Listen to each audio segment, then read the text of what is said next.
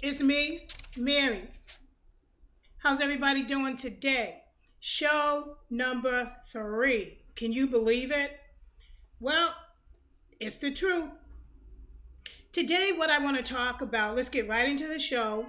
I want to talk today about listening, being a listening ear.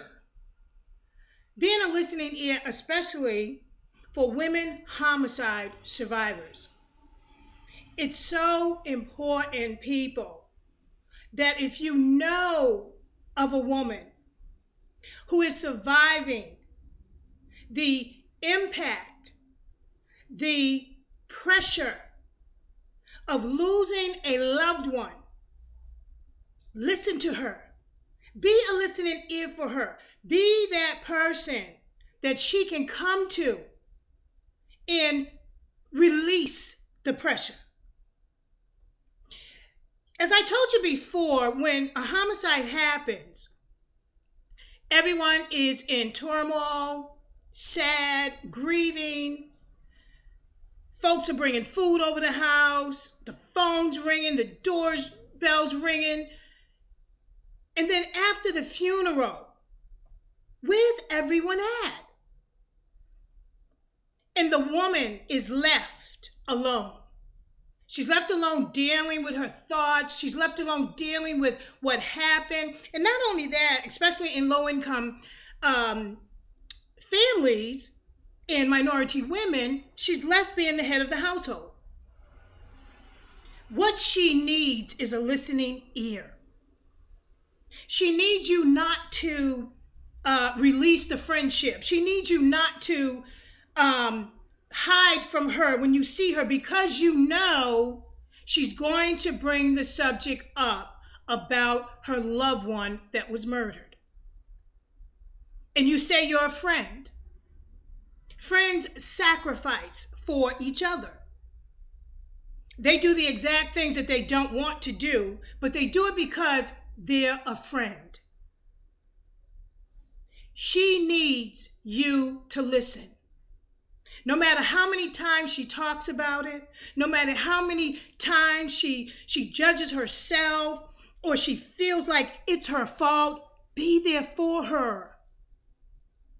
Do you know that so many women, after losing a loved one to homicide, try to commit suicide?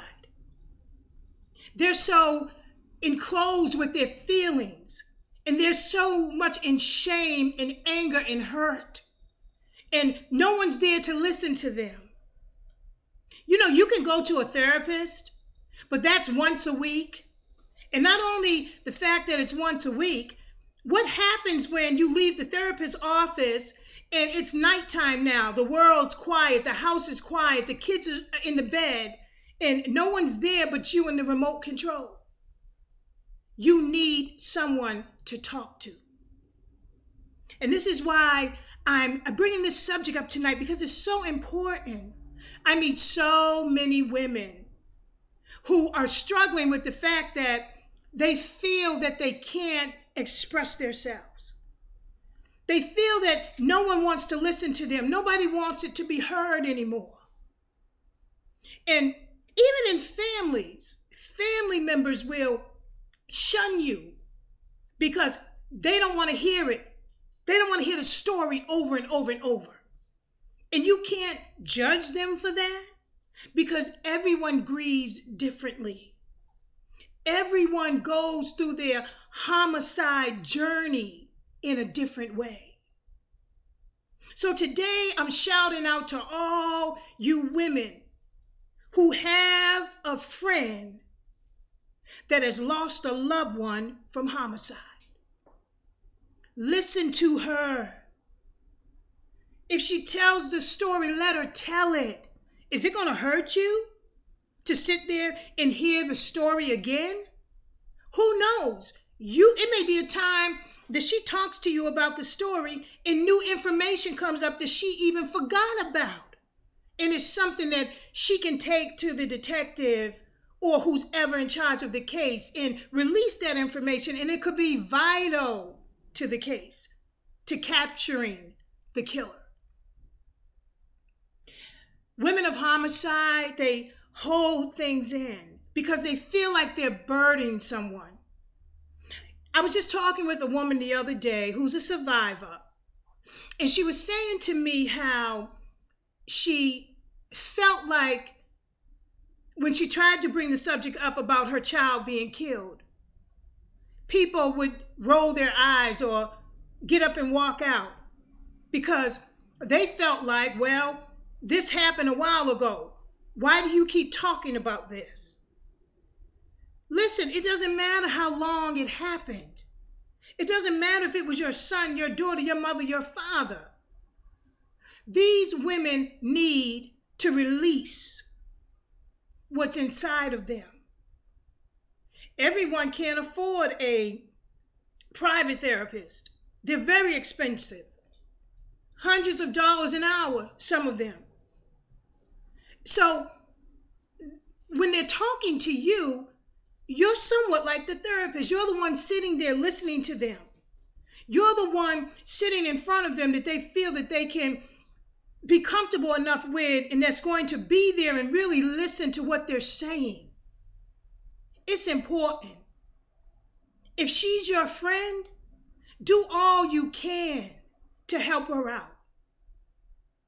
Don't just be a sometime friend. Don't be a weather friend. When it rains, you're not around, but when the sun's shining, everything's okay. And generally, most homicide surviving women, it rains a lot. There's hardly any sunshine. You know, I can speak for myself. Years ago, when I struggled with my journey, my homicide journey, I had rainy days. So many rainy days. Days where I didn't want to get up out the bed. Days where I didn't want to eat. Days where I didn't want to talk to anybody. Days where I really didn't even want to live anymore. But you know what my sunshine was? My grandchildren. They were my sunshine. Those rainy days seemed to just go away when they were in my presence. So what I'm saying to you is that if you know of a woman and you guys are friends and you hang out and you say you're her buddy, her pal, that's your girl, be there for her. No matter how much she talks about it, she needs you. She needs you so much. I had a woman, I was talking to her, and she was telling me how she doesn't have anyone to really talk to also. And while we were talking, we were at the train station, just outside at the, public transportation, and the subject came up, and she was a survivor. It had happened, a few years ago, about 5 years ago, and she expressed to me how she didn't have anyone to talk to, and how today, at 5 years where her journey is, she really, really needed that help, and there's no one there for her. She said her children didn't want to hear about it anymore. Her other family members didn't want to hear anymore. Her friends didn't want to hear. Her co-workers didn't want to hear about it anymore. So she broke down right there at the train station, and she just started to cry. And I sat there and I waited for her to finish. I didn't want to interrupt that because that's part of her journey. I've been there. I know what it's like to be in public and it hits you. They're gone and they're never coming back. It hits you and you'll break down wherever. It don't matter. The mascara can run, the lipstick on the teeth, looking ugly, it don't matter because it'll hit you. And it'll hit you and you need to talk. You need to express. You need to let somebody know how you're feeling, what's going on inside. Be a listening ear. Because a lot of times when these ladies are holding this stuff in, do you know how many suicide attempts these women have tried? Because there's no one to listen to them. And I'm going to be straight with you 100. I don't want to lose my sisters. I don't want to lose my sisters. because they got a right to live. They got a right to be happy. They have a right to be whole and to be full. So I charge you today in this show, if you say you're a friend of a homicide survivor, prove it. Be there for her. Listen to her. Let her cry. Let her do whatever it is she needs to do, as long as she's not hurting herself or hurting anyone else. Be there. She needs you. She needs you. The other subject I want to just switch to quickly is I want to talk about Connecticut. You know, as we all know, last week, young man, mom had guns in the house. He took the guns. He had issues, went to an elementary school in Connecticut and shot children, 6 and 7-year-old children. There were 20 of them, 6 adults, and then killed himself. And we all know that story because we've all been dealing with it all week. And what that story has also done is for people who have already lost loved ones to violent crime, homicides, they have been really struggling. They've been struggling like it's like their loved one has just died all over again. And one of the reasons why is because, you know, of course, the media, it's a big story. All the TV stations are, you know, they're fighting against each other. Who's going to have the best story? Who can get an interview with this person, that person? But we lose something that we should not lose. We lose the fact that these things happen a lot. These massive murders where they go in malls and shoot 10, 20, 30 people, whatever. The movie theater and other events that have happened, tragedies. But do you know what happens to a lot of homicide survivors? When something like this goes on and all this attention is brought to this one crime, this one issue, it brings up stuff for these women homicide survivors, like their loved ones are forgotten about, like their loved ones aren't important. You know, everybody's talking about the mass killings. And don't get me wrong, I'm sorry. Those babies are beautiful, and those teachers, it shouldn't have happened. But I want to let you know where I deal, where I'm at. I talk to women, and so many of them this week have told me, and last week, you know, they said to me, Mary, you know what? I feel like my loved one isn't important. Because when they were murdered, they didn't get the news media. The President of the United States didn't come to their funeral. The news didn't grandstand and fight over who was going to get the story.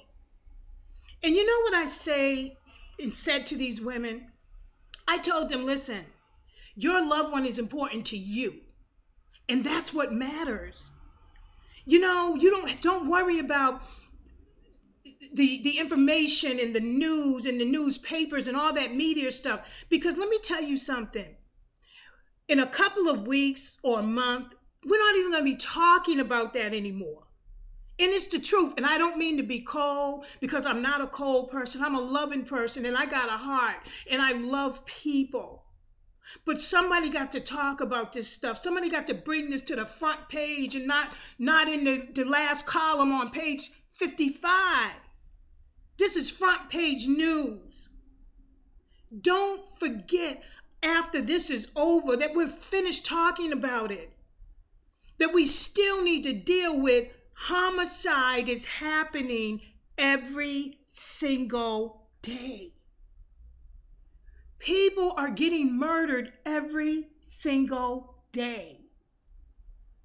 And now it's gun control. Now it's, what are we going to do? Put police in the schools. Now it's, should teachers carry guns and all this crazy, crazy stuff? When homicide has been going on since the beginning of time. Cain killed Abel. We have to do something. We have to stop grandstanding when these events like this happen. We have to be diligent all the time and caring all the time. I don't care if the lady 2 blocks down the street, daughter got murdered. We ought to be concerned.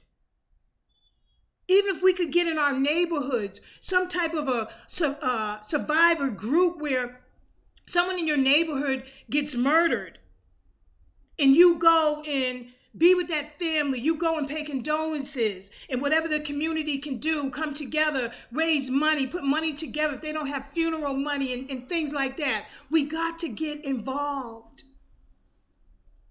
Melvin's mission wants to do those things because we know they're needed. We know that when a woman gets that notification, that death notification, that her loved one has just been murdered, she's not thinking, not straight. So we have to remember those who have already died from homicide. Let's not forget the big picture here, you all. The big picture is that every single state in the United States has 1 homicide every single day. Of course, I know it's more than that statistically, but I'm just using that right now. So that means every person that 1 person that gets murdered, there are women in those households somewhere. Somebody knew those people who got murdered. So now what you have is a new nest of women homicide survivors. Come on, y'all help me out. You know I'm talking, right? We must remember those who have already gone. They are just as important as all the other crimes, big crimes that get all that media hype. These people's loved ones are just as important. They had to do the same thing these folks are doing. They had to go to the coroner's office. They had to go and ID the body. They had to find a funeral home. They had to plan the funeral. They had to get family members together and go through that whole graveside burial, the church. Then we go to the house. We have all this food. And then there's nothing. So let us find a way to remember, not just at times like what happened in Connecticut, but let us start remembering all the time. And I am not saying, please don't get me wrong, when you all start talking trash or whatever you're going to talk, I am not saying that you need to sit up every single day and obsess over homicide. That is not what I'm saying. What I'm saying is, let us not forget those who have already gone away. And guess what? So many more are coming. Because you know that I always say, homicide is never going to stop. And it's not. It's nature. There are people who feel they have the right to pick up a gun and take someone's life. Pick up a knife and take someone's life. Drive a car and take someone's life. So it's not going to stop. So what we can do is work with our legislation. What we can do is figure out how we can make schools safer, how we can make movie theaters safer, how we can make our streets safer.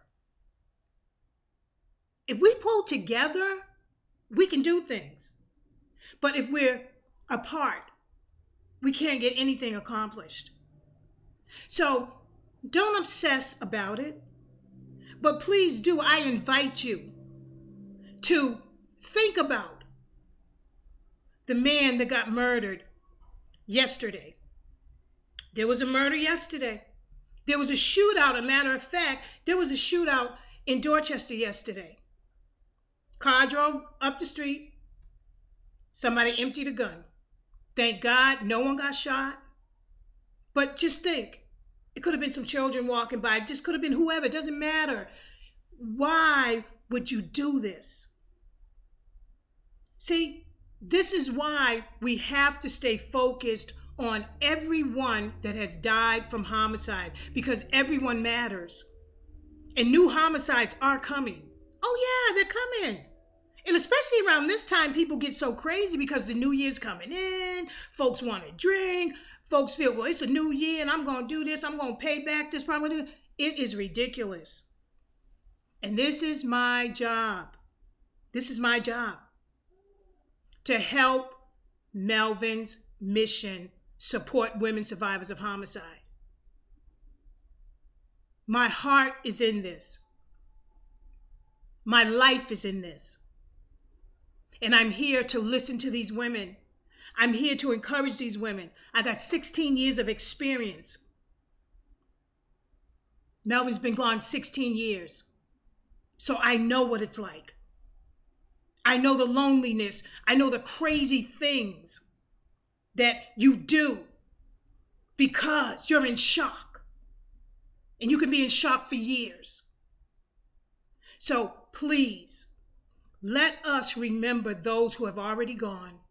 Remember those people who are mourning their loved ones at this time, who have passed on years ago, because it brings up this Connecticut thing. It's bringing it up. And it's nothing, I'm not talking negative about Connecticut or anything like that. Those babies and those parents and those teachers, I'm so sorry. But I'm just asking you, have some sympathy and compassion. Have some compassion for people who've already lost their loved ones. They need you also. They need you so much. Now, let's quickly go to another subject. And this is something on a lighter note. This is something that I had brought up to you all on last week. As you all know the story, just quick and brief, Melvin was coming home from work the night he was murdered. There was a robbery in progress. Melvin intervened.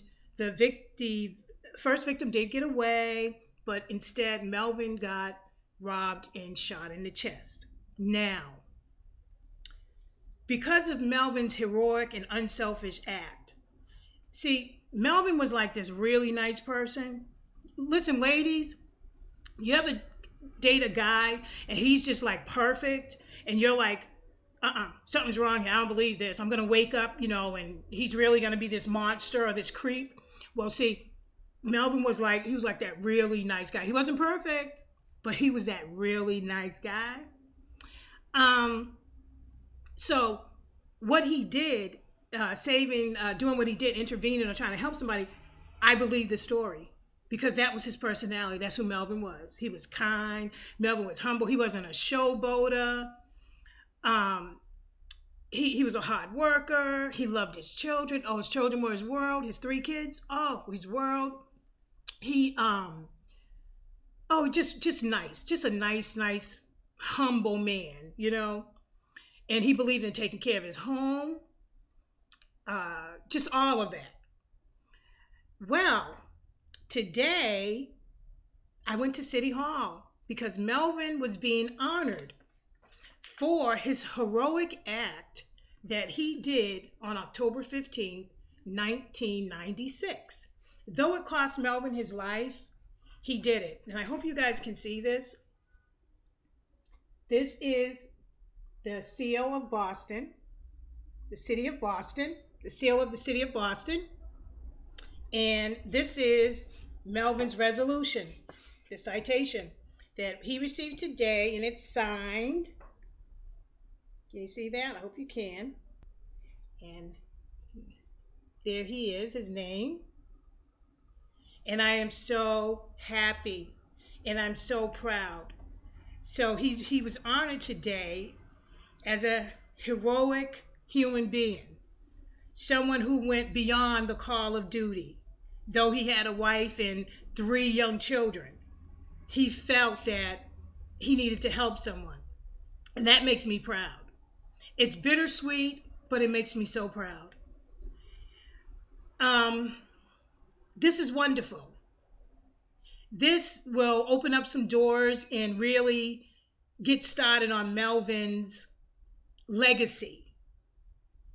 And people will really get to find out who Melvin is, because it's not going to stop here. We're going to the state next. And then we got so many other things we're trying to plan to do in Melvin's honor, because Melvin did a great thing. And not only did Melvin save this person's life, but look at how Melvin's gone now. But look what came about. Melvin's mission, supporting women survivors of homicide. Isn't that a wonderful thing? How even in someone's death, they can still be effective. They can still be a blessing in their death. So for me, Melvin's mission is the pain in my being that I feel every single day about Melvin. But Melvin's mission is the purpose for that pain. It's the purpose for that pain. Without the pain of Melvin's homicide, there'd be no Melvin's mission. This guy's something else, you all. I'm just going to put it out there like that. He saved one life, and now he's going to save thousands of women's lives because of what he did. Because so many survivors need this program. So I'm asking you all to stay on my Facebook page, Melvin's Mission Inc. We're on Facebook. Again, that's Melvin's Mission Inc. And it's my homicide journey. That's what I call that page. My homicide journey. I record everything I do. I record everyone I talk to, everyone I see pretty much. And it's refreshing. It's a refreshing page, especially if you're a survivor. It's a page you can go to. You can, and I will get back to you. We can talk. So many women have reached out, and we talk, and I try to encourage them and let them know they can go on. It's not over. They can go on. So please check us out on Facebook, Melvin's Mission Inc. on Facebook. And not only does that Facebook page help survivors, that Facebook page also helps people who are not survivors, that you can understand. That page can educate you to learn about what we go through as women homicide survivors. So please, again, check us out on Facebook. Don't forget our website, okay? www.melvinsmission.weebly.com. Check us out there. A lot of interesting stuff on there. I go on and I put a lot of there's a page, a little thing I have on there called, Yep, I Said It. You might like that. You might want to check out some of the things that we want to say and don't say. Well, guess what? I said it. So go on, check us out. It's informative. It's educational, because the subject that I talk about on this show, nobody's talking about homicide. Everybody wants to talk about fashion and the movie stars and what this singer did, and this one left that one, and all that foolishness, and he got 4 and 5 babies, and she's still dealing with him, and they fighting over there, and this is going on, the baby mama and all this hood, this and that. Listen, I talk about homicide, and ain't nothing against them. That's what they want to talk about. That's fine. But I talk about homicide and the impacts that it has on women, because it's important, and because there's a lot of women who need this program. So please, again, check us out. Keep watching. This is program 3. Next program will be 4, and I will have a different topic for you. Every time we meet, there will be a different topic. So this is Mary saying to you, love yourself, brush their stuff off, and you go on, because you can make it. Listen to a survivor. Listen to her if you got a friend. Let's get involved in whatever it is that we can do to help these murders to either, we know they won't stop happening, but we can have some type of effect on making them even less, or we can help those who are already going through this by not forgetting their loved one. And then with Melvin's mission, we're doing it. We're moving. We're going to the State House next. And it's the world after that. So it's your girl, Mary. Talk to you soon. See you soon. And until then, I am a homicide survivor.